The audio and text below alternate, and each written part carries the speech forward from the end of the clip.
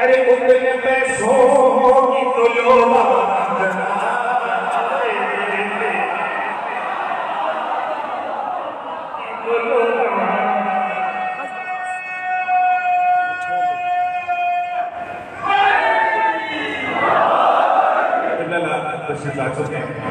تین سے چار شعر پیش کرتا ہوں اس سلسلے کے ماتم کے لیے شہر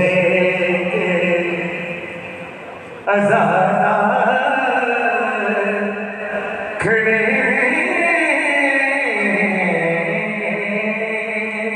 درود پڑھیں بار بلکہ محمد والے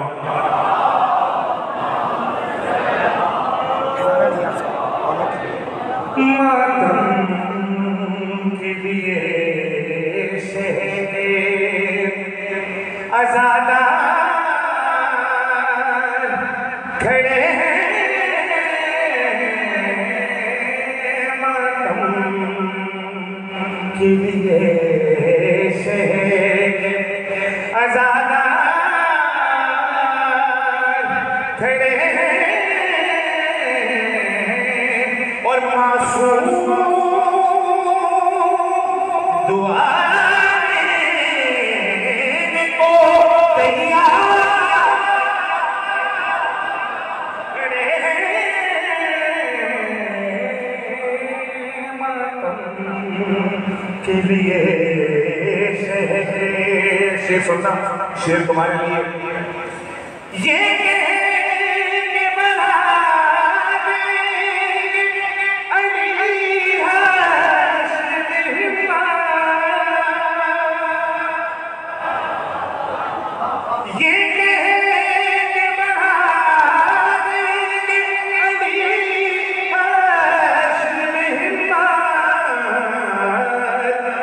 پار سے آ جاؤ ہم اس پار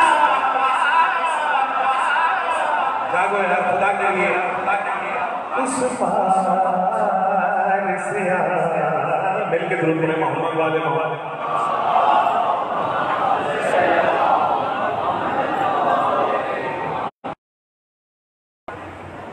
پارٹی کا نعرہ صلوات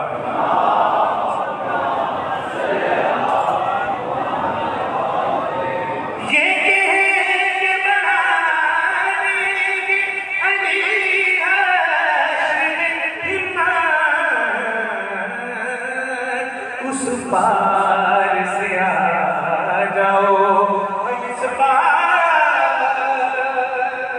ذاکر احمد جان حور کا ذکر کر رہے تھے میں شیخ کرتا ہوں سرکار دو عالم میں معراج ہوئی ایک معراج شیخ میں دیکھیے نا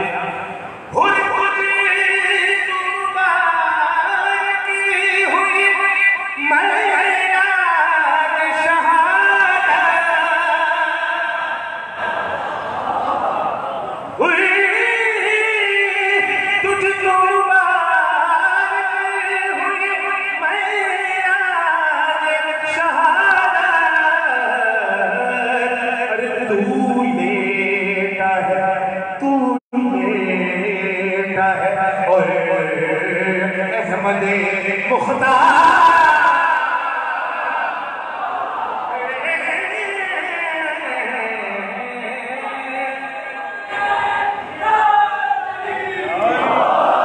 آخری دو شعر پڑھا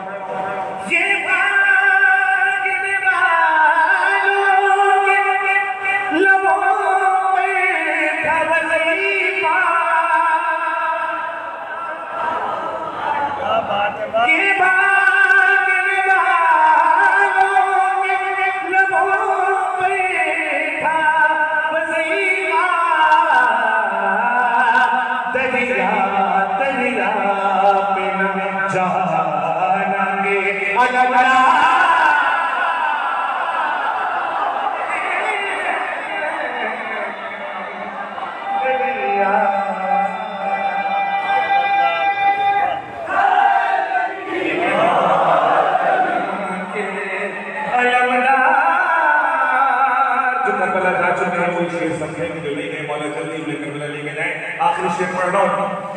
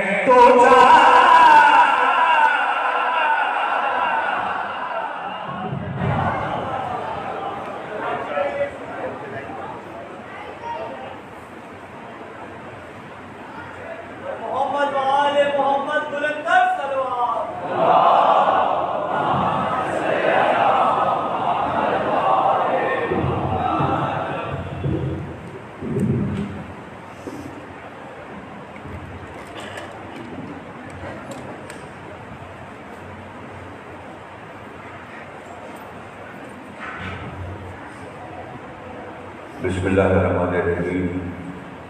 تمام تعریفیں اللہ کے لیے، درود اور سلام محمد و آل محمد کے لیے صلوات.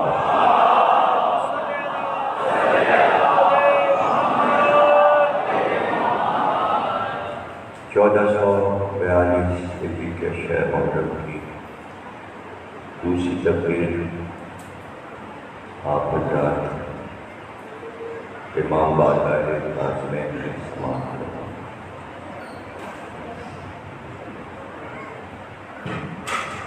معجزہ کے معصومیت پر ہم گفتگو کر رہے ہیں.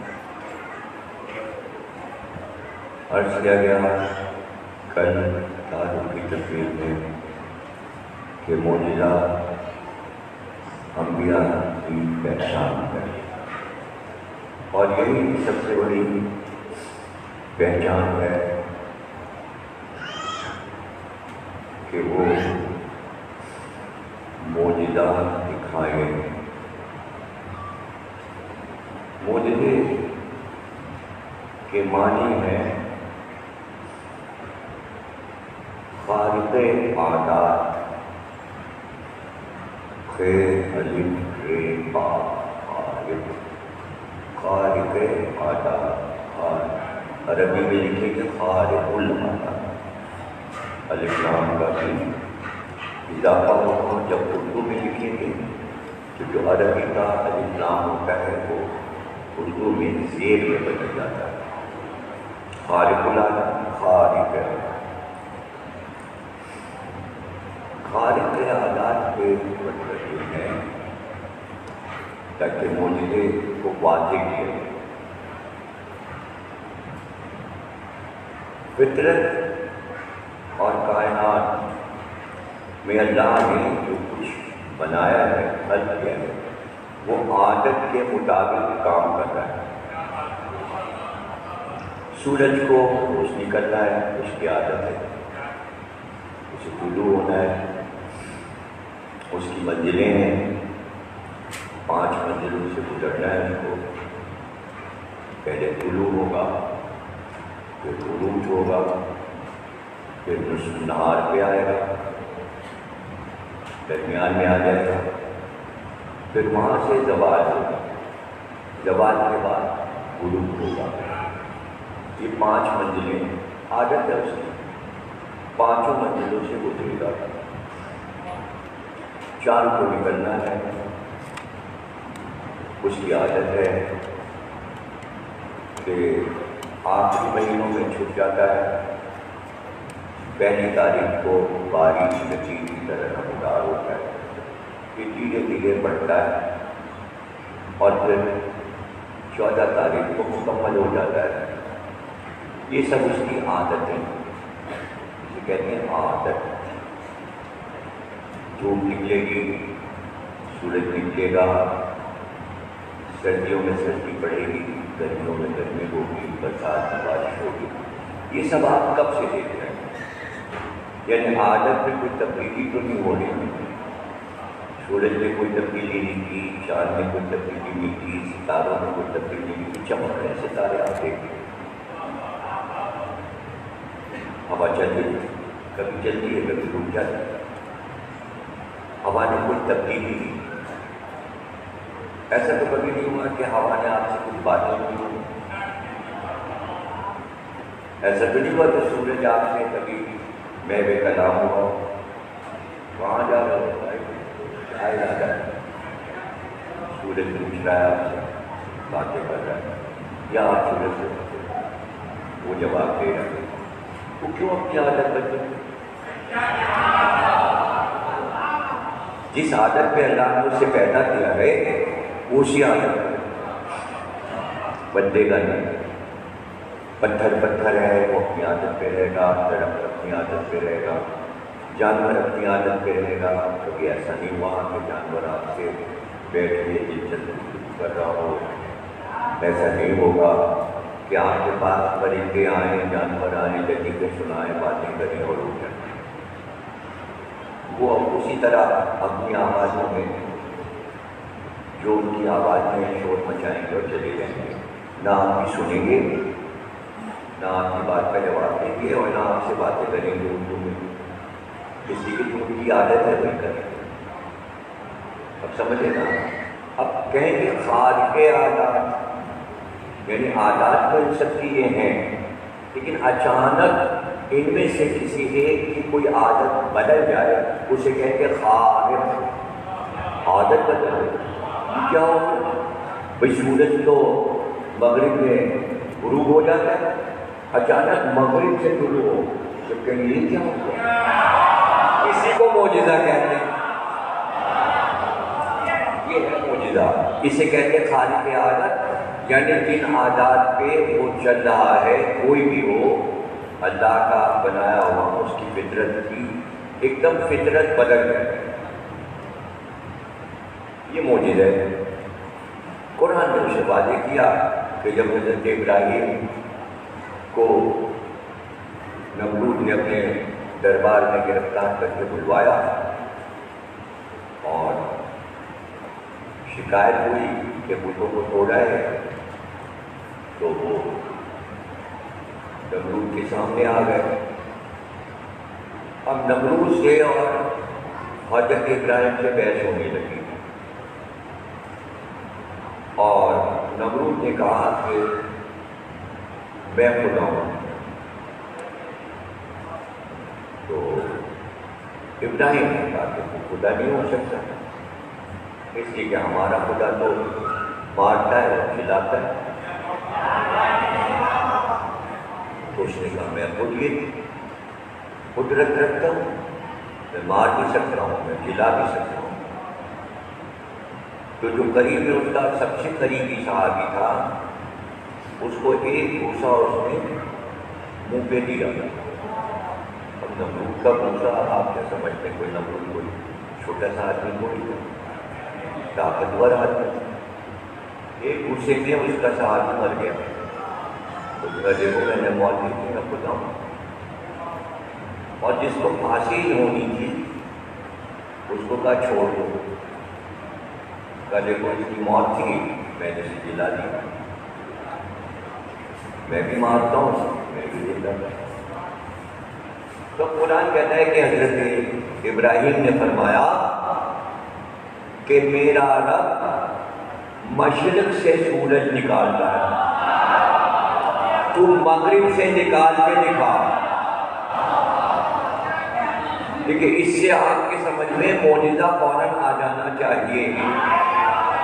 اگر یہ معجزہ نہ ہوتا تو حضرت ابراہیم اس سے تقاضا کرتے کہ اگر تو رب ہے، اگر تو خدا ہے، تو میرا خدا مشرق سے سورج نکالتا ہے. یعنی ابراہیم یہ بات واضح کر رہے ہیں کہ میرا خدا جو ہے وہ مشرق سے سورج نکالتا ہے، تو مغرب سے نکال کے دکھا. تو اس میں یہ تو طے ہے کہ اللہ مشرق سے سورج نکالتا ہے. اب تو اگر کر سکتا ہے تو مغرب سے نکال کے. تو اس کے بعد یہ آتے ہیں کہ نمرود بغنے جھانکنے لگا، اس کے پاس کوئی جواب نہیں تھا. اور اسی وقت اس نے کہا اس کو آگ میں پھینک دو، اسے آگ میں پھینک دو، اسے جلا دو. یہ میری ربوبیت کو نہیں مانتا، میری خدائی کو نہیں مانتا. وہ اسی وقت حکم ہو گیا نمرود کا کہ آگ جلاؤ، اس کو آگ میں جلا دو. اور اس کے بعد پھر آگ سلگائی گئی اور وہ سلگتی رہی اور مہینوں جلائی گئی. وہ شعلے اڑنے لگے، آسمان سے باتیں کرنے لگے شعلے. اوپر سے پرندے اگر گزر جاتی تھی تو وہ بھی بھون کر جل کر آگ میں گر جاتا. اتنی آگ جلائی گئی کہ لوگوں نے مہینوں منتیں مانی کہ ایک من لکڑی ہم جلائیں، ہم 2 من جلائیں گے، ہم 3 من جلائیں گے. تو جس کی منت پوری ہوتی تھی وہ لکڑی لا کر پر ڈالتا تھا. تیاریاں ہو رہی تھی ایک اللہ کے نبی کو جلانے کی. اس لیے کہ ابراہیم نے اس کو کتنا جلایا تھا کہ مغرب سے سورج نکال کے دکھا. تو اس نے بھی کہا ہم تمہیں جلا دیں، ہم تمہیں آگ میں جلا دیں. اب وہ آگ روشن ہو گئی، جلانے کا دن آیا اور اب میٹنگ چیز پہ بیٹھی شورا کمیٹی کہ اتنی روشن ہے آگ کہ قریب جائے گا کون اور ابراہیم کو آگ میں پھینکے گا کون؟ اس لیے کہ جو قریب جائے گا وہ بھی جل جائے گا. پھینکے کیسے؟ آگ میں کیسے پھینکے ابراہیم؟ تو بھیج بدل کے شیطان آیا. اس کا تو آنا جانا نمرود کے محل میں لگا ہی رہتا. تو اس نے ایک نقشہ منجنیق کا بنایا. اب منجنیق ایسی ہوتی ہے کہ جیسے کبھی آپ نے دیکھا ہو تو کراچی میں نہیں نظر آتا، پہلے وہ نظر آتا تھا. اس کو بولتے تھے ہمارے لڑکوں میں چرک پوجا. ہمارے لڑکوں میں یہاں پتہ نہیں کیا بولتے ہیں. وہ بچے اس سے بیٹھ جاتے، وہ گھومنا شروع کرتے ہیں. ایسے وہاں لگا ہوا تھا پارک میں، سبزی منڈی میں گر گیا، ڈھیر ہو گیا. اس کیا بولتے ہیں جب بچے اس سے بیٹھ جاتے ہیں دو سیٹوں میں، پھر وہ پورا دائرہ گھومتا ہے. آسمانی جھولا کون سی یہ اردو ہے بھائی؟ آسمانی اردو لیا ہے. دیکھیے اگر انہوں نے آپ بیٹھے بیٹھے بتایا تو صحیح بتا رہا ہوں. اور جب کسی کے پاس نام ہی دی ہے تو اب دائرے کے لوگوں میں اضافہ کر گیا ہے. تو اسے کہتے ہیں مجھے نہیں پتا کیا کہتے ہیں. جھولے ہی کہتے ہیں، گھومتا ہے وہ. تمام لگا ہوتا ہر ملک میں بچوں کے لیے لگا ہوتا. تو اس طرح کا ایک نقشہ شیطان نے بنایا کہ اس کو ایسے بناؤ اور گھما کے خوب چکر دینا. ہم چکر دے کے اس کے بعد ابراہیم کو اسی کے ذریعے آگ کی طرف پھینک دینا. کسی کو جانا نہیں پڑے گا، بلکہ گھما کے پھینک. تو اس کا نام عربی میں آیا منجنیق. منجنیق بنائے گئے، اس میں بٹھا کے ٹائر کو پھینکا جائے. اب جتنی دیر میں ابراہیم کو پھینکا جائے اور وہ منجنیق سے جدا ہو کر آگ کی طرف جائیں گے، یہ درمیانی وقفہ جو ہے فضا میں، ہوا میں، یعنی منجنیق سے الگ ہوئے، پھینکا گیا، آگ میں گرنا ہے. درمیانی وقفہ جو ہے وہ چند سیکنڈ یا منٹ کا ہے. بس جیسے ہی وہ جدا ہوئے منجنیق سے، ایک بار جبریل نے کہا اللہ سے، پروردگار کیا اپنے بندے کو، اپنے نبی کو بچائے گا نہیں؟ تو اللہ نے کہا تم چلے جاؤ، تمہارے دل میں ارمان ہے، جاؤ بچا لو. جبریل سے کہا. تو جبریل سے ایک بار پوچھا تھا رسول اللہ نے کہ اپنی زندگی میں تم نے سب سے تیز رفتار پرواز کب کی ہے؟ سب سے تیز رفتار کہ اس سے تیز تو کبھی اڑے ہی عرش سے زمین پر آنے کی. تو جبریل نے رسول اللہ سے کہا کہ وہ ہم 3 بار ہم نے اتنی تیز رفتاری سے پرواز کی کہ کبھی زندگی میں نہیں کی. تو رسول اللہ نے کہا وہ 3 مقامات کون کون سے ہیں؟ کا ایک تو مقام ہے حضرت یوسف کو جب ان کے بھائیوں نے کنویں میں پھینکا تو اللہ نے کہا اتنی جلدی جاؤ کہ کنویں میں یوسف کے گرنے سے پہلے تم یوسف کو اپنے پروں پہ لے لو. تو مجھے بہت تیز پرواز کرنی پڑی. پھر جبریل کہتے ہیں دوسرا موقع یہ تھا کہ اسماعیل کے گلے میں ابراہیم چھری رکھ چکے تھے اور چھری چل رہی تھی. اللہ نے کہا اتنی جلدی جا کے اسماعیل کو ہٹاؤ اور دمبا رکھو کہ چھری چلنے نہ پائے. تو میں بہت تیز گیا، بڑی تیز پرواز کی. اور ایک مقام یہ ہے جو تقریباً سب سے پہلا مقام ہے کہ جب منجنیق سے جدا ہوئے اور اللہ نے کہا اگر تمہیں ارمان جان بچاؤ بچاؤ. تو میں نے بہت تیز پرواز کی کہ اس سے پہلے کہ وہ آگ میں گر جائیں میں نے فضا میں ان کے ساتھ ہی جا کے پرواز کی. یہ ابراہیم جا رہے ہیں اور یہ میں گیا اور میں پہلو میں آ گیا اور میں نے جاتی کہا یا نبی اللہ میں آپ کی مدد کروں, آپ کو مدد درکار ہے, میں آپ کی مدد کروں. ابراہیم نے کہا ہاں مدد تو درکار ہے لیکن تم سے نہیں, جس سے مدد درکار ہے وہ جانتا ہے. اب یہ بات جبریل کو نہیں پتا تھی کہ ابراہیم کو یہ کہنا ہے کہ جس سے مدد درکار ہے وہ جانتا ہے. کتنا یہ جملہ اللہ کو ابراہیم کا پسند آیا ہے. آپ اس کی گہرائی کو کیا سمجھیں کہ ادھر آگ میں گرے, ادھر آگ میں گرے اور اللہ کہتا ہے آگ ابراہیم کے لیے سلامتی بن جا, سلام برد بن جا, سلامتی بن جا, سلامتی بن جا. تو آگ کو آرڈر اللہ کا ملے تو سلامتی آگ بنتی کیسے ہے کہ وہ شعلے جو اٹھے ہوئے تھے ابراہیم کو جلانے کے لیے وہ پھول بنے, چنگاریاں کنیاں بنی, ایک چمنے دار کھلتا چلا گیا, ایک باغ تھا, ٹھنڈی ہوا تھی, نہ گرمی تھی, نہ آگ تھی, نہ شعلے تھے, نہ چنگاری تھی, ایک چمنے دار تھا. نمرود نے کہا یہ کیا ہوا, یہ کیا ہوا. چھت پہ چڑھ کر بڑا سا ایک مینار بنوایا تھا دیکھنے کے لیے کہ وہ جلے گا کیسے, تاکہ وہاں تک آنچ بھی نہ جائے. کہ قطب مینار بنوا کے اوپر بیٹھا تھا دیکھنے کے لیے کہ ہوتا کیسے, ابراہیم جلتے کیسے. اب جو جھک کر دیکھا تو وہاں تو آگ ہی نہ تھی, ایک تخت لگا تھا, اس پہ ابراہیم بیٹھے تھے اور ابراہیم کے ساتھ ایک خوبصورت سا جوان بیٹھا ہوا باتیں کر رہا تھا.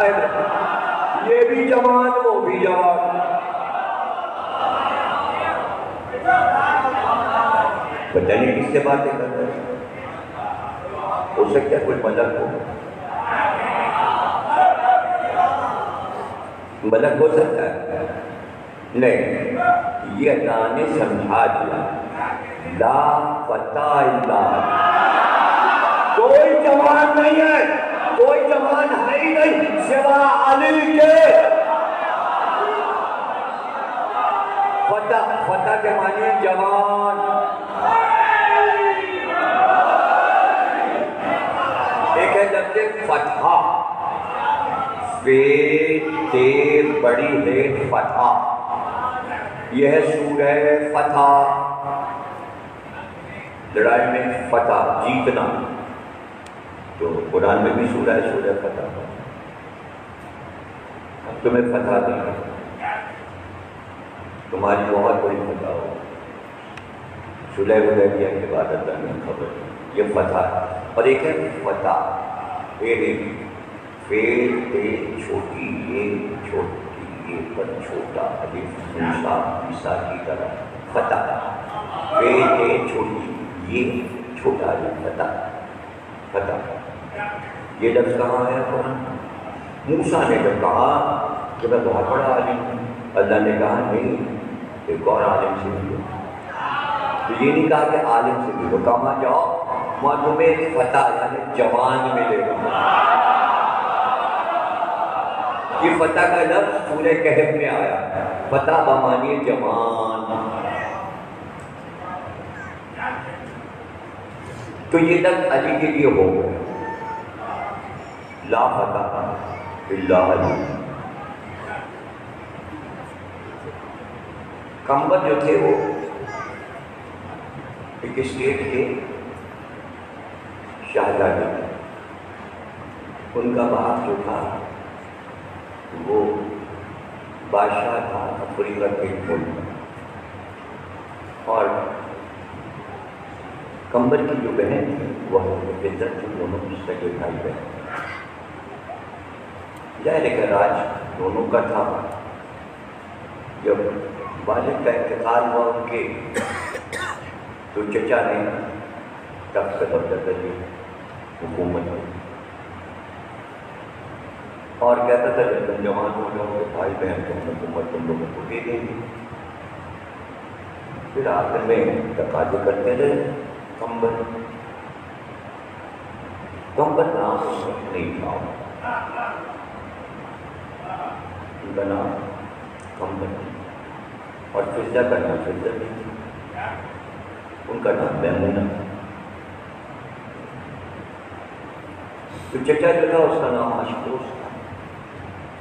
ایک دن اشپوس نے کہا کہ دیکھو ہم تخت تو دے دیں گے تمہیں، ظاہر ہے ہم جو نگرانی کر رہے تھے دے دیں گے، لیکن ایک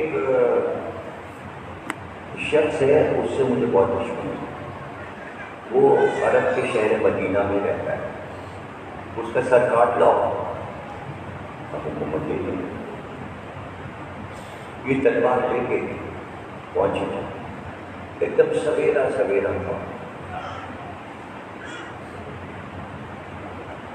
بہت سویرا تھا، سب سو رہے تھے اپنے گھروں میں، لیکن دیکھا ہے جوان جا رہا ہے، ہاتھ میں بیلچا لیے، یعنی مزدوری کے لیے جا رہا ہے، یہ ان کو نظر آ گیا۔ تو انہوں نے کہا ایک ہی آدمی نظر آ رہا ہے، اور مدینہ آ گیا جس سے پوچھنے کہ اس کی یہ پہچان ہے شخص کی، جو بڑا بہادر ہے، تو اس سے پوچھ لیا اس کا پتہ۔ تو یہ رکے، انہوں نے کہا یہاں ایک آدمی رہتا ہے، اس کا نام علی ہے، میں اسے قتل کرنے آیا ہوں، تو مجھے جانتے ہو؟ تو اس نے کہا ہاں میں جانتا ہوں۔ اس لیے کہ نام مجھ سے وہ الگ ہے نہ میں اس سے الگ ہوں۔ تو انہوں نے کہا اچھا تم جانتے ہو؟ کہا اس سے تم کیا لڑتے ہو؟ بہت بہادر ہے، مجھ سے لڑنا، اگر مجھے زیر کر لو گے تو پھر تم اسے زیر کر پاؤ گے، ورنہ پھر تم اسے لڑ نہیں سکتے۔ انہوں نے تلوار نکالی، وہ وار کرتے رہے، یہ جوان اپنے بیٹے سے مقابلہ کرتا رہا، ایک بھی بار کارگر نہیں، پسینے ہو گئے، تھک گئے، کہنے کے واقعی تم بہادر ہے اور اس سے بھی میں مقابلہ نہیں کر پاؤں گا، اس لیے کہ میں تمہیں زیر نہیں کر سکتا۔ تو پھر انہوں نے کہا سنو نہیں علی وہی علی، تو وہ ختم ہو گئی کہ آپ تو آپ ہیں، ہم نے تو ایسا آپ نہیں دے۔ وہ دنوں کے کمبر نے مولا کا ساتھ میں چھوڑ دیا، پھر جا کے اپنی بہن میمونہ کو بھی لیا، وہ بھی آ گئی، اور یہ علی کے ساتھ اور وہ شہزادی کے ساتھ، انہوں نے یہاں معرفت دیکھی، انہوں نے وہاں معرفت دیکھی۔ اب ایسی کنیزی میں آئیں کہ دیکھا کہ سائل آیا اور گھر میں کچھ کھانے کو نہیں، تو بیوی نے کہی چادر لے جاؤ، شمو نے وہ کیا رکھا گروی کراؤ، چو لے آؤ۔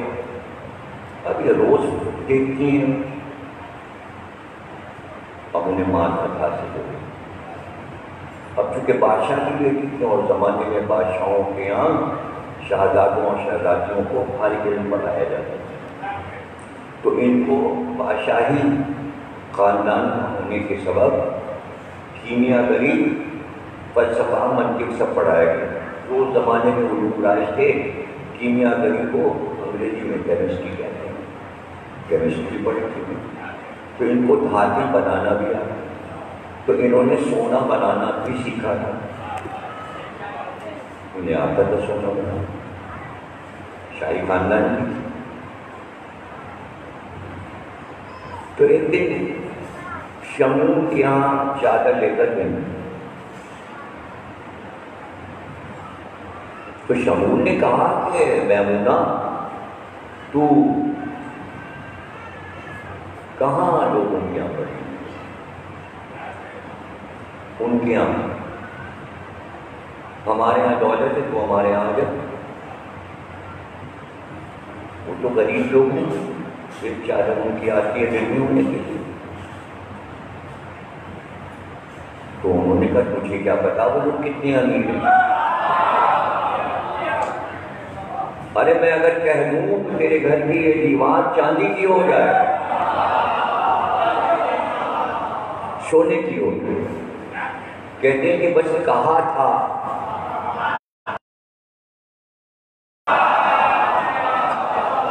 اب معرفت کی یہ منزل ہے، معرفت کی یہ منزل۔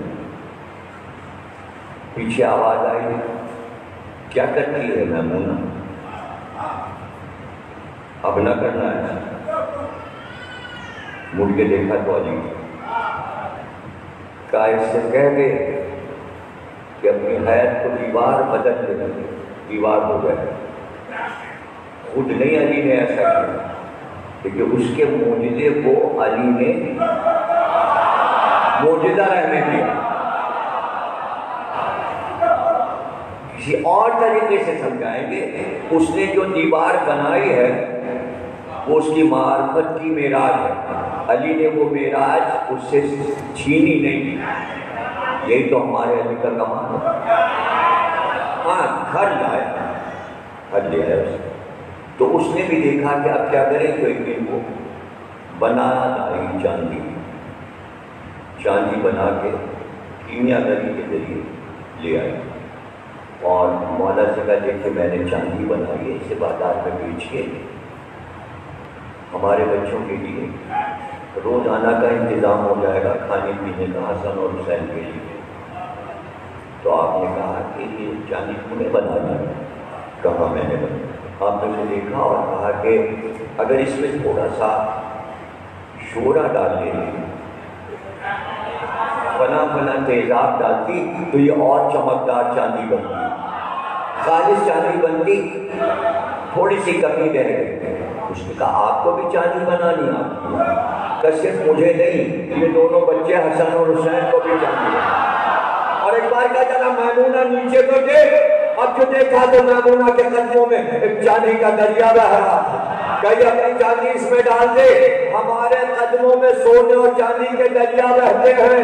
اسی دن سے اس کا نام فضہ ہو گیا، اور علی نے چاندی کو فضہ کہا، اور وہ کمبر ہو گئے۔ کمبر اس لیے ہو گئے کہ معرفت وہ بھی سیکھ رہا ہے، وہ بھی معرفت سیکھ رہا ہے۔ تو وہ پوچھتا ہے علی سے کہ آپ کہاں تک صاحب معجزہ ہیں؟ تو اتنی دیر میں قنبرہ کہتے ہیں ان پرندوں کو جنہیں آپ ہنس کہتے ہیں، خوبصورت پرندہ ہوتا ہے ہنس، وہ اڑتے ہوئے جا رہا ہے، اسے مرغابیاں بھی کہتے ہیں، اسے کاش بھی کہتے ہیں، کئی نام ہیں، کاج ہے، اس میں ہے، کاج ہے، مرغابی ہے، ہنس ہے، وہ اڑتا ہوا جا رہا ہے، اور بول کا بول ان کا جا رہا ہے۔ شام کا وقت ہے، وہ اپنے گھروں کو واپس جا رہے ہیں، چرنے کے بعد، چگنے کے بعد اپنے آشیانوں کو جا رہے ہیں۔ تو آپ نے کہا کہ آواز دے پرندوں کو، اس نے کہا علی بلاتے ہیں تمہیں، وہ سب اتر گئے تھے۔ تو عربی میں ان پرندوں کو کہتے ہیں قنبرہ، کہ تم نے بلایا نا ان کو، آج سے تم قنبر ہو۔ مولا ان کی خاصیت کیا ہے؟ کہ جب پرندوں پر ہماری ولایت علی پیش کی گئی تو یہ پرندہ سب سے پہلے قبول کرتا ہے ولایت علی کو، آج سے تیرا نام قنبر رکھا۔ وہ فضہ ہے، یہ قنبر، دونوں بھائی اور بہن۔ پھر یہ واپس بھی نہیں گئے، تخت بھی بھول گئے، چچا کو بھی بھول گئے، مر گیا، کھپ گیا، حکومت کہاں گئی؟ پتہ چلا ان کو اصل حکومت مل گئی بھائی اور بہن میں۔ تو اس کو بعد میں پتہ چلا جب قنبر مقابلہ کر رہے تھے، جب باہر نکلے تو پتہ یہ چلا کہ ارے تو ان کو کٹ کرنا ہے۔ ہم لوگوں کو تو جب قسم کھانی ہوتی ہے تو ہم لوگ اس کے چہرے کی قسم کھاتے ہیں، تو ہم لوگ ایسے کہتے ہیں لا الہ الا اللہ معاذ الفتح، لا الہ قسم ہے اس جوان علی، یہ فتح کے لیے اتنا سنایا ہے کہ سارے عرب علی کو فتح لا فتح کے بعد فتح کہتے تھے یعنی کہ جوان. اب یہی بھول گئے کہ یہ فتح کا قصہ شروع کہاں سے ہوا. ہاں جو فتح تھا کیسا لکھے دیجیے ادھر. یہ مجلس سننے کا چمتکار ہے. شدت سے سنے گا وہی یہ کر سکتا ہے کہ کہاں سے چلے تھے اور کہاں پہنچنا ہے. تو اب سورہ کہف میں موسیٰ بھی جوان سے ملتے ہیں. ابراہیم کی ملاقات چمن زار میں جوان سے ہوتی ہے. اس جوان کی قسمیں کھائی جاتی ہیں. آسمان سے اللہ اس جوان کے لیے کہتا ہے بس جوان ایک ہی ہے. جب اللہ کہہ دے تو بس جوان ایک ہی ہے اور کسی کی جوانی کو ہم مانتے ہی بس لا فتح الا علی. بس ایک جوان ہے کائنات. اب جب یہ طے ہو گئے معاملات تو اب ہم آگے بڑھتے ہیں کہ ابراہیم نے نمرود سے یہ کہا تھا کہ ہمارا رب مشرق سے سورج نکالتا ہے تو مغرب سے نکال کر دکھا دے. بہت عرصے کے بعد یعنی ابراہیم کے 3000 برس کے بعد 3000 برس کے بعد علی نے صفین لڑی. صفین سے واپس ہو گئے اور مقام نہرمان آ گئے. نہرمان ایک نہر کا نام ہے. سارے لشکر نے کہا آپ کو پتہ ہے وہ دیکھیے نہر کے پار سب کھڑے ہوئے تلواریں لیے ہاتھ سے لڑنے کے لیے. پتہ چلا 12-13 ہزار کا لشکر علی سے لڑنے کو کھڑا ہوا. سب کہیں گے ہم لوگ کو تھکے ہوئے لڑے ہوئے آ رہے ہیں. یہ تو تازہ دم ہے خارجیوں کا لشکر ہے. ہم ان سے کیسے لڑیں گے؟ یہ تازہ دم ہے. اور پھر ابھی ہمیں کشتیوں کے ذریعے پار کر کے ادھر اترنا ہے. اور سورج یہ دیکھیے یہ گیا اور یہ زوال پر ہے ڈوبنے والا ہے. لبے بام ہے بالکل ڈوبتا ہے. علی نے کہا لڑائی تو ہوگی جنگ تو ہوگی. تم جنگ ڈالنا چاہتے جنگ ہوگی. تو کہا کب ہوگی؟ کل ہوگی. ابھی ہوگی. کہا تو ابھی تو ہم نے دریا پار نہیں کیا کہ تو کشتیوں پر لشکر چڑھے گا گھوڑے سوار ہوں گے پھر یہ سارے ملا جو ہے ادھر ہمیں اتاریں گے. یہ ہوتے ہوتے میرے خیال میں 12-14 گھنٹے ہو جائیں گے. یا علی پھر جنگ کیسے ہوگی؟ کدے جنگ ہوگی. جنگ ہوگی. لشکر پار اترا دریا کے پار اترا. اب سورج بالکل بس یہ ڈوبا. ان کا دیکھیے اندھیرا چھا گیا. ڈوبا کا ڈوب جانے لگا. جب تک لشکر ادھر آیا علی نے تیاری کرائی. سب صفوں میں کھڑے ہو جاؤ لڑائی کی تیاری کرو. سب کو پرچم دے کے کرات آ رہی ہے کا لڑائی تو ابھی ہو. بس جیسے ہی سورج چھپا اور اس نے اپنا سر چھپایا وہ غائب ہوا. ایک بار علی نے آواز دی. علی کہتا ہے اب جو سورج تھا وہ ویسے طلوع ہوا جیسے مشرق سے طلوع ہوتا ہے. ابراہیم نے کہا تھا میرا رب مشرق سے نکالتا ہے. مغرب سے نکال کے دکھا. نمرود کیا نکالتا؟ ابراہیم کے پوتے علی نے مغرب سے سورج نکالا.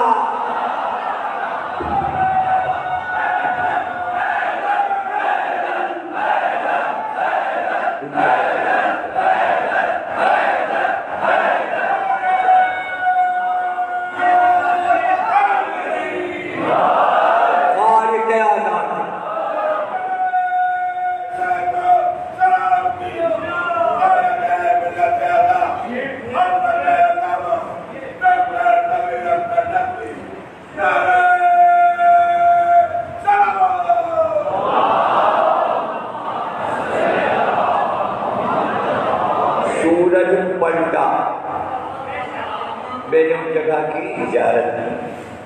جب میں عراق گیا اور اس مقام پر پہنچا جو مسجد براسا ہے جدھر سے علی کی واپسی ہوئی اور علی سے علی گئے تو وہاں پر ہم نے تصویر کی تحقیق اس مقام کی جہاں لکھا ہے بڑا بڑا علی نے یہاں پر سورج کو پلٹایا.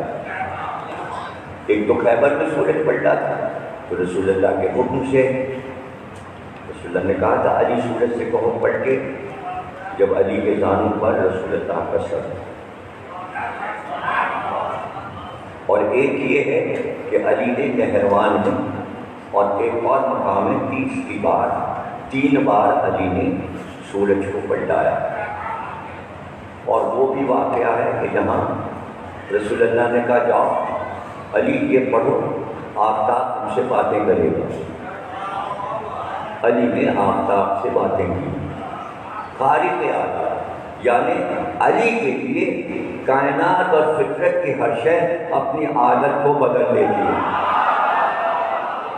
یہ ساری فطرت کی چیزیں جو اپنی عادت پہ چل رہی ہیں شروع سے آخر تک، علی کے کہنے سے یہ اپنی عادت کیوں بدلتی ہیں؟ اس لیے کہ علی کائنات کی ہر شے کے ولی ہیں۔ اطیعوا اللہ واطیعوا الرسول واولی الامر منکم، اگر یہ تمام چیزیں علی کی اطاعت نہ کرے تو اللہ انہیں فنا کر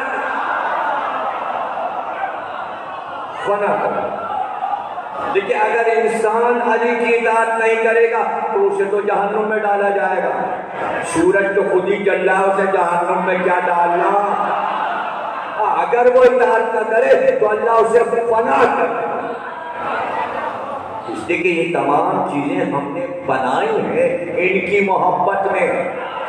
اگر یہ پنجتن نہ ہوتے تو انہی کی محبت میں اس دنیا کو ہم نے آراستہ کیا، سجایا، انہی کے کہنے پر چلنا ہے۔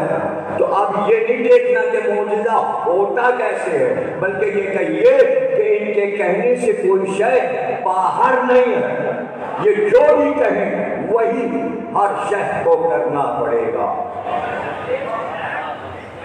نہج البلاغہ میں خطبہ ہے علی کا، قسمیں بتائی ہیں فرشتوں کو، اور اس کے بعد فرمایا کہ فرشتوں کو اللہ نے خلق کیا لیکن ان کی ڈیوٹیاں مقرر ہم نے کی، اور جہاں ہم نے اجل سے کہہ دیا کہ یہاں رہنا ہے تمہیں تو وہ اسی جگہ رہیں گے۔ جو فرشتے عرش کو اٹھائے ہیں وہ اٹھائے ہوئے ہیں، جو ہوا چلا رہے ہیں وہ ہوا چلا رہے ہیں، جو پانی پہ معمور ہیں وہ پانی پہ معمور ہیں، جو فرشتہ جہاں ہے اگر بال برابر بھی وہ اپنی ڈیوٹی سے ہٹ کر ادھر سے ادھر آ جائے تو جل کر خاک ہو جائے گا۔ ارے بھیا، فرشتے جل کے خاک ہو سکتے ہیں، علی کی ستاوی کرنے پر تمہاری کیا حیثیت ہے انسانوں؟ اور یہ سوچنا کہ وہ دن کب آئے گا، ابھی تو مزے تو اڑانے کا موقع اللہ اس لیے دے رہا ہے تاکہ وہاں اور زیادہ مزہ آئے۔ انتظار تاکہ مہلت دے رہا ہے، اور یہ سب کچھ کرو تو کوئی دنیا بدل نہیں جائے گی، یہی دنیا سامنے لائی جائے گی، اور اسی دنیا میں وہ اپنے کو محسوس کرے گا، وہاں سے اٹھا کر جلایا جائے گا تاکہ دیکھ کر جلے، اس لیے کہ اس نے بھی تو بہتوں کو جلایا ہے۔ جو دنیا میں جلائے گئے اللہ ہمیں خوش کرنا چاہتا ہے، اس پر بھی قرآن میں بہت سی آیتیں ہیں، ہم تمہیں خوش کریں گے علی والو، تمہارے سامنے علی کے دشمنوں کو ہم جہنم میں پھینکیں گے تو فوراً نہیں پھینک دیں گے، گفتگو کرائیں گے، گفتگو۔ پڑھ لیجیے سورہ اعراف کی آتے ہیں کہ جب گزریں گے علی والے صراط پر سے، بال سے زیادہ بھاری، تلوار کی دھار سے زیادہ تیز کاٹنے والا پل، نیچے جہنم، سامنے جنت، اس پر سے گزرنا ہوگا تو علی والے جلدی بھاگ کرنے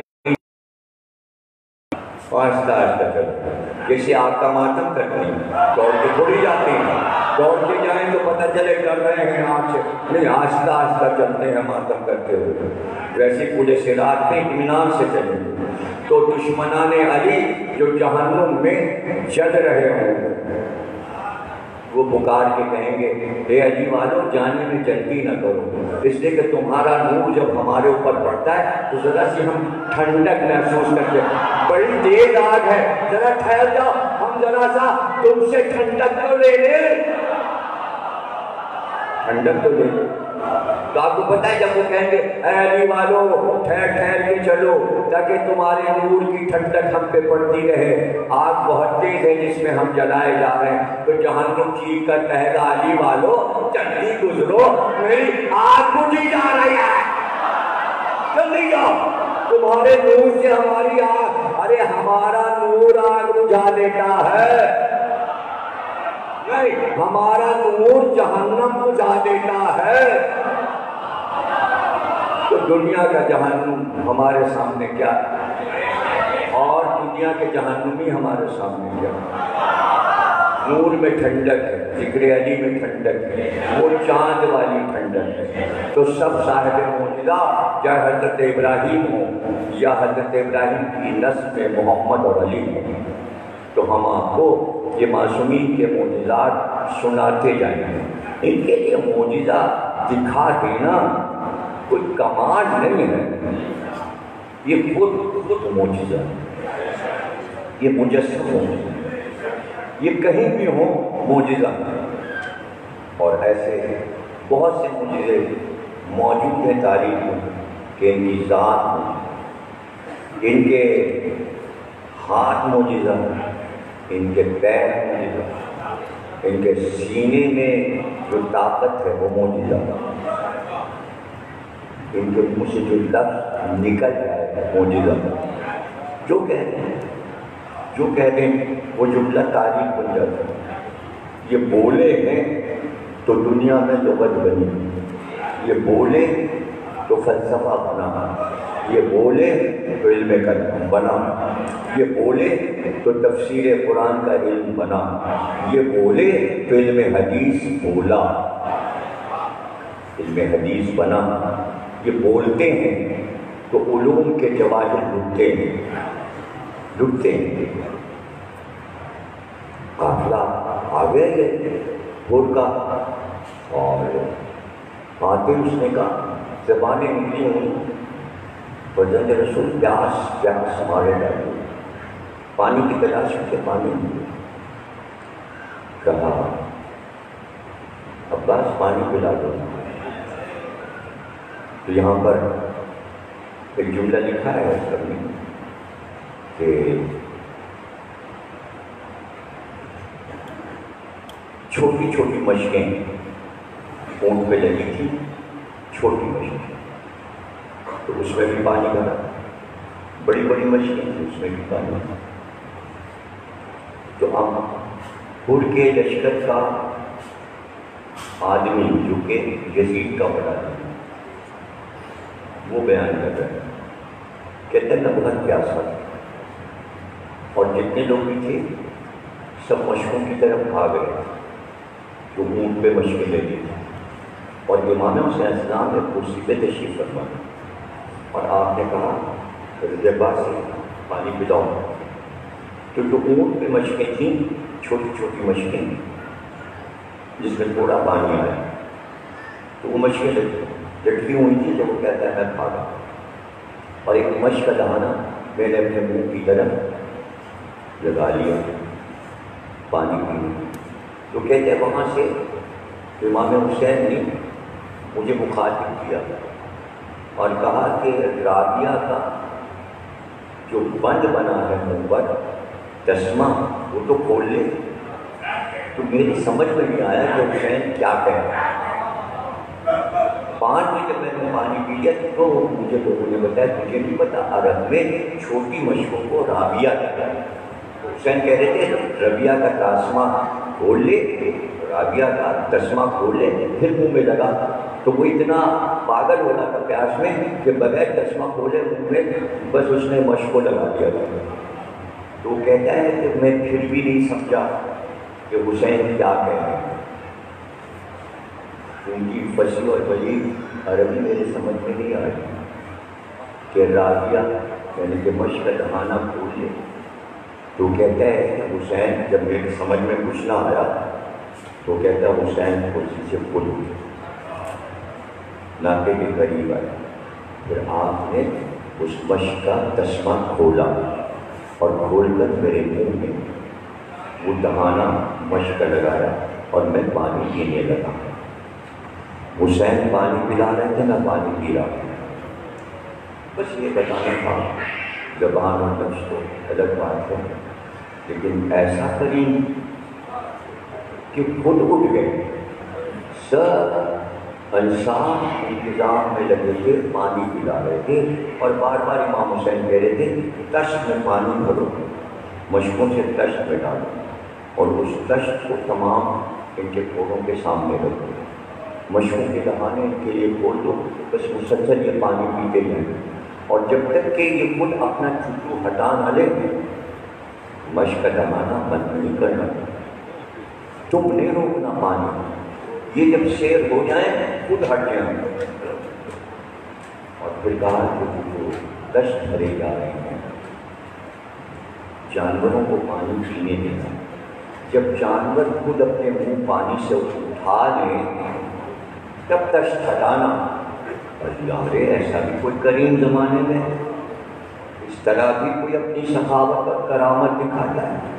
جنگل میں جس نے پانی کو اس طرح جاری کر دیا جیسے کوثر و تسنیم کے دھارے کھول دیے، اور جب سب پانی پی چکے تو نماز کا وقت آ گیا، صف حسین کے لشکر میں بننے لگی۔ آپ نے مڑ کر کہا بول اپنی نماز پڑھے گا یا ہمارے پیچھے نماز پڑھے گا؟ یہ ایک جملہ تاریخ میں لکھوا کر حسین نے یہ بتا دیا کہ دو نمازیں حرم میں پہلے ہی ہو چکی تھیں، ایک بھور والی نماز تھی، ایک حسین والی نماز تھی۔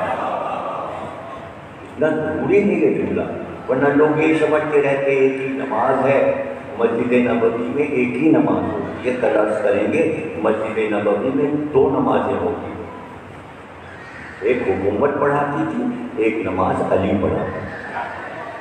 پہلے بھی آج کسی اشرے میں تفصیل بتا چکا ہوں، 3 وقت کی اذان اور 5 وقت کی اذان کی تفصیل بتا چکا ہوں، اگر بھول گئے ہیں بچے اور نوجوان تو پھر عرض کر دوں گا کہ نمازیں 2 ہوتی، تو نے کہا فرزند رسول نماز پڑھنے کا تو جو ثواب ہے، جو عظمت ہے وہ آپ کے پیچھے، تو ابھی اتنا تو معلوم ہے کہ اوروں کی نماز اور ہے، حسین کی نماز اور ہے۔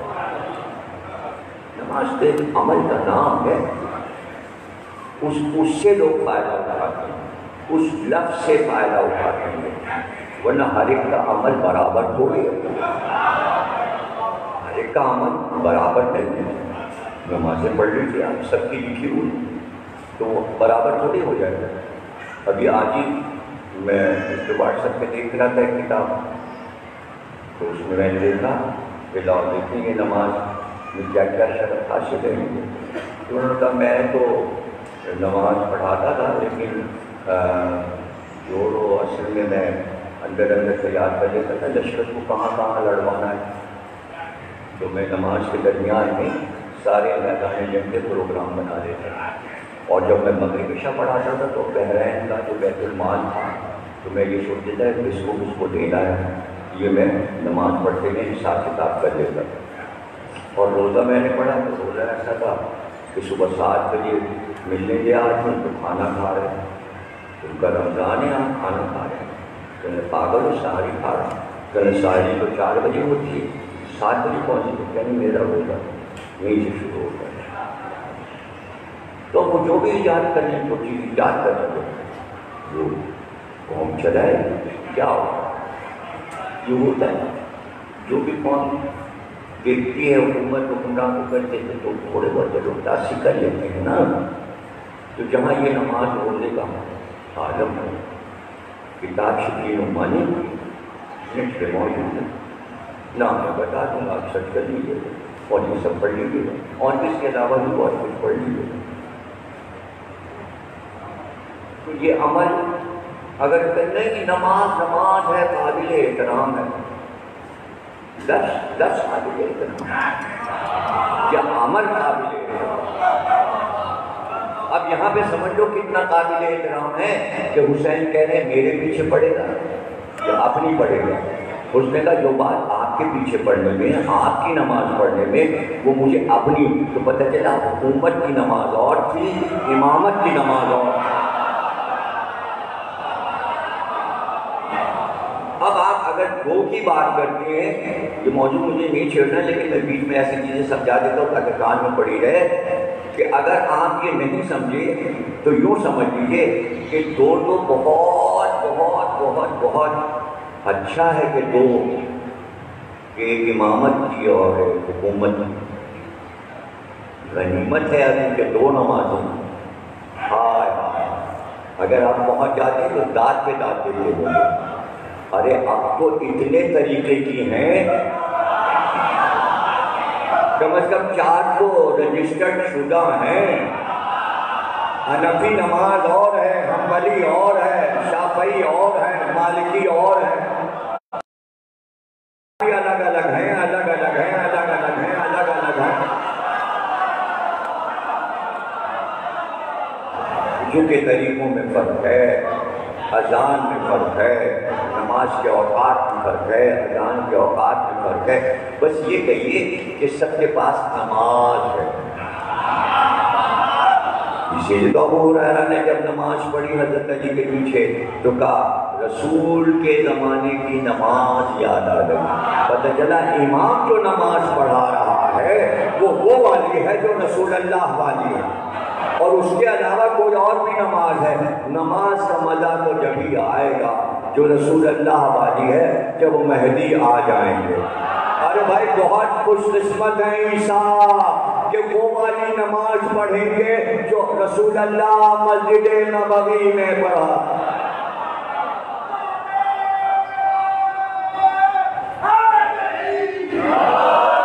تھوڑا سا تبصرہ ہو گیا، حالانکہ بات صرف اتنی تھی کہ حر نے امام حسین کے پیچھے نماز پڑھی، نماز تمام ہوئی، امام حسین نے حضرت عباس کا چل قافلے کو تیار، جیسے ہی امام حسین کا گھوڑا آگے بڑھا، گھوڑا آ گئے اور اپنے گھوڑے کو امام حسین کے گھوڑے کے سامنے آڑا کر کے روک دی، ہم آپ کو آگے نہیں بڑھ رہے، ہم آپ کو آگے نہیں لانے، حاکم کی طرف سے حکم ہے کہ ہم آپ کو روکیں۔ امام نے کہا ہو تو ہمیں روک بھی نہیں سکتے، اور یہ کہہ کے آپ نے مڑ کر حضرت عباس کو دیکھا، حضرت علی اکبر کو دیکھا، اور پھر یہ جملہ تھا، یوں دیکھ کر اپنے جوانوں کو، اس لیے کہ سب کے ہاتھ تلواروں پہ جا چکے تھے، خود کو دیکھ کر سب کے ہاتھ تلواروں کے دستے پہ جا چکے تھے، امام حسین نے یہ جو کیا اس لیے کیا تاکہ ٹھہرو، یہ اشارہ ہے شہزادوں کو، ٹھہرو میں اس سے بات کر رہا ہوں، ٹھہرو، اور اس کے بعد جو جملہ دیا وہ فضیلتیں انہی کی بیان کریں۔ کیا چاہتا ہے تیری ماں تیرے ماتم میں بیٹھے،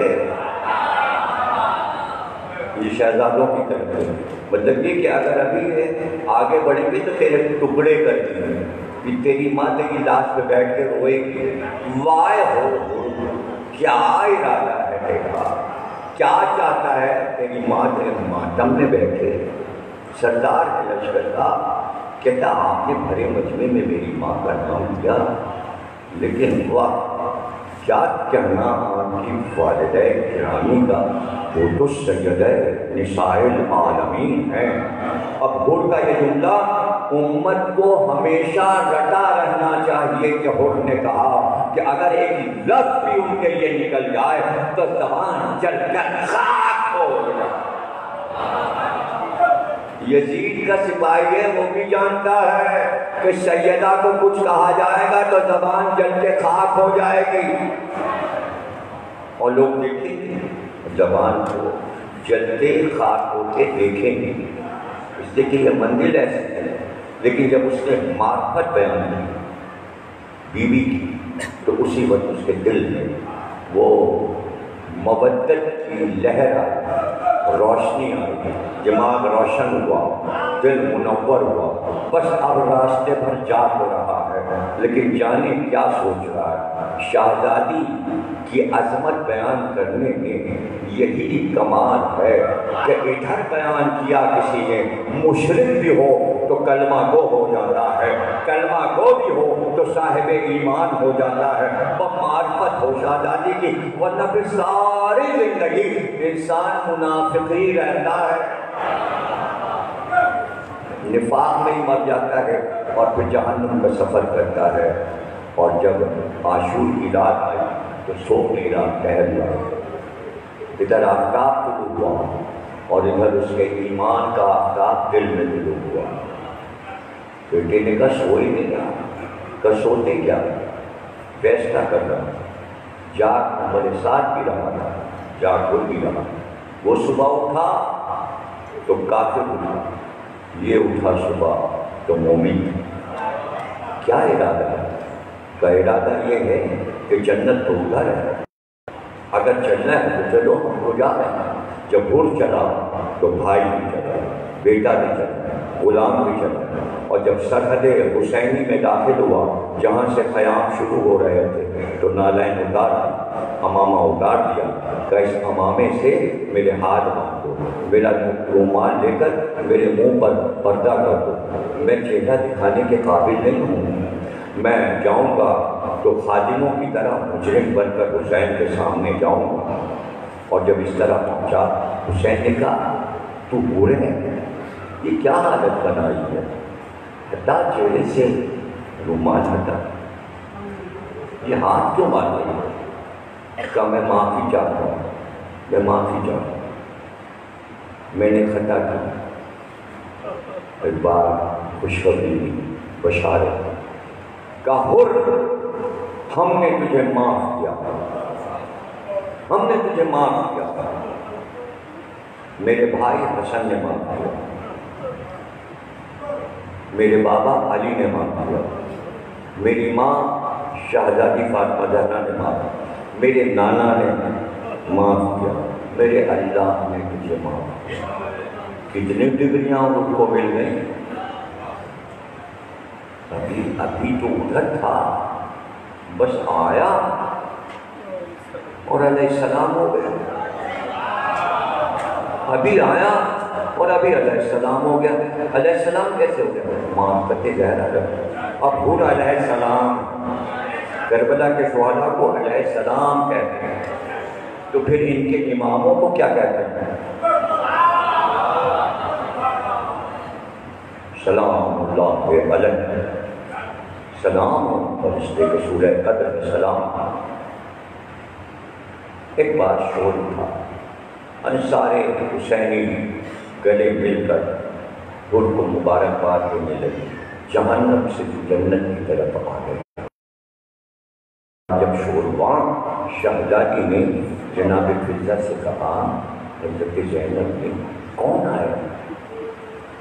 کبھی بھی لشکر مخالف کا سپاہی جس نے راستہ روکا تھا ہمارا، اور ادھر سے ادھر آ گئے، آپ کے بھائی کی طرف آ گئے۔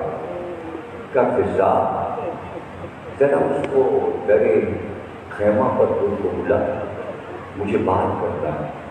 آیا تو پہلے وہاں کی مٹی اٹھا کر سر پہ ڈالی، درے خیمہ چوما بولے اور وہیں ہاتھ باندھ کے رک گئے۔ کفیزہ شہزادی سے کہو خادم حاضر ہے، بلکہ آپ کا مجرم حاضر ہے۔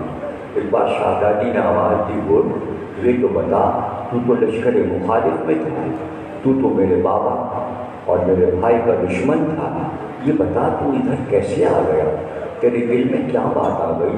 کہا شہزادی مجھے اپنا ایک خواب یاد آ گیا، اس لیے میں ادھر آ گیا۔ بات یہ تھی کہ میں جب کوفے میں تھا تو ایک دن میں سویا اپنے گھر میں، تو میں نے ایک خواب دیکھا۔ میں نے خواب یہ دیکھا کہ ایک خاتون کالی چادر اوڑھے ہوئے میرے پاس آئی اور اس نے آ کر کہا، حر تو کیا سو رہا ہے، چل تجھ کو شہزادی کونین بلاتی ہے۔ وہ آگے آگے چلی، میں پیچھے پیچھے، پتہ چلا یہ کوئی کنیز ہے اور مجھے کہیں لے جا رہی ہے۔ جیسے ہی میں وہاں پہنچا، میں نے دیکھا ایک سبز رنگ کا پردہ پڑا ہوا تھا اور اس پردے کے پیچھے سے آواز آئی، حر ہم بنت رسول فاطمہ زہرا ہیں، ہم تجھ سے مخاطب ہیں، ذرا پردے کے نیچے سامنے دیکھ۔ وہ کہتا ہے میں نے جو دیکھا تو ایک لاشا پڑا ہوا، ایک لاش پڑی تھی اس پردے کے پاس، آواز آئی بول یہ میرا بیٹا مسلم ہے، آج کوفے میں اس کو مار ڈالا گیا، آج اسے قتل کیا گیا ہے، اس کے پیروں میں رسی باندھ کر گلی گلی میں پھینکا گیا، اور میں نہیں چاہتی کہ میری اولاد کے قاتلوں میں تیرا نام لکھا جائے۔ پہلے تو میں یہ خواب بھول گیا تھا، لیکن جب میں آپ کے بھائی حسین سے ملا تو شب عاشور میرے خیمے کے پیچھے سے رونے کی آوازیں آتی تھی، یہ وہی آواز تھی جو میں نے خواب میں مسلم کے لاشے پر دیکھی تھی اور سنی۔ بارلا اس عبادت کو قبول فرما، ہمیں کوئی کم نہ دینا سوا ہمیں حسین کے بہت کے محمد اور راج محمد۔ تمام بیماریوں کو وباؤں کو دور فرما، ملک کی حفاظت فرما، ملک کی سرحدوں کی حفاظت فرما، امام مہدی کا ظہور فرما، ظہور میں تعجیل فرما، ماتم حسین